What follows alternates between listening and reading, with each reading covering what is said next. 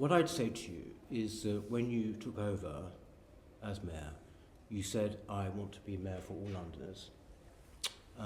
That includes 40% of people who voted to leave.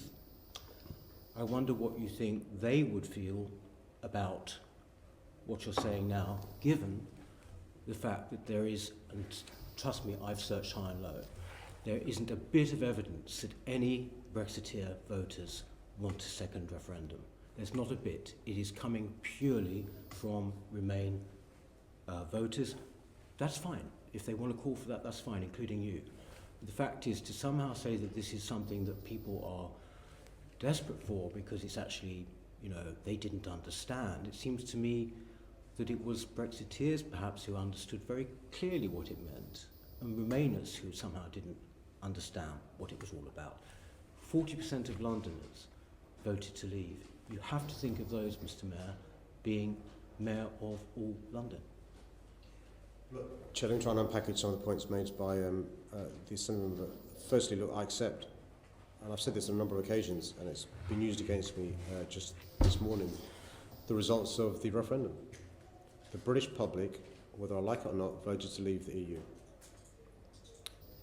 The right to distinguish that decision from the negotiations the government's conducted over the last 2 or so years.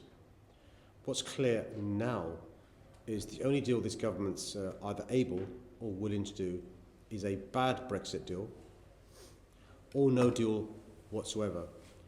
That is a million miles away from what was promised 2 or so years ago.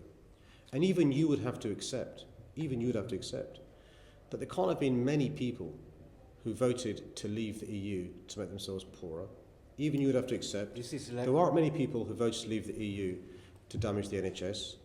You have to accept there aren't many people who voted to leave the EU. Well, so this is on the stump stuff. You can go through all of those claims. You can go through counter-claims. But Chair, with respect, really, all my point about really, Mr. Mayor, was that you talk about it about people not knowing what the deal or a bad deal would be and all the rest of it.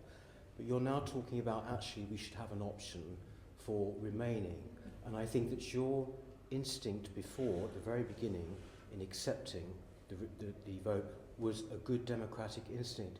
And it worries me very much the situation that could come about psychologically in people's minds if they think democracy is somehow or other basically being ignored, which you are effectively urging.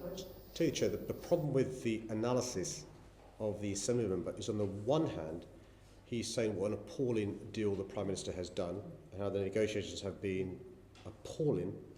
On the other hand, he's accepting her framing of the false choice. What is her framing of the false choice? Her framing is either you get there's no deal, catastrophic, or you've got to accept my bad deal that I've done. Under your framing, those are the two options. Mr. Mayor, what I'm saying is people were not voting 2 years ago, or whatever it was now, on the type of deal as such. That wasn't their main concern. Their main concern might have been, if you like, quite big ideas or whatever, or philosophical ideas or whatever. But they were not voting on what a deal would be or not, or whether indeed we left without a deal. The point is we can go on and on talking about the deal. I will be the first to say it's been absolutely appalling the way that they've been trying to do a deal. No one is denying that.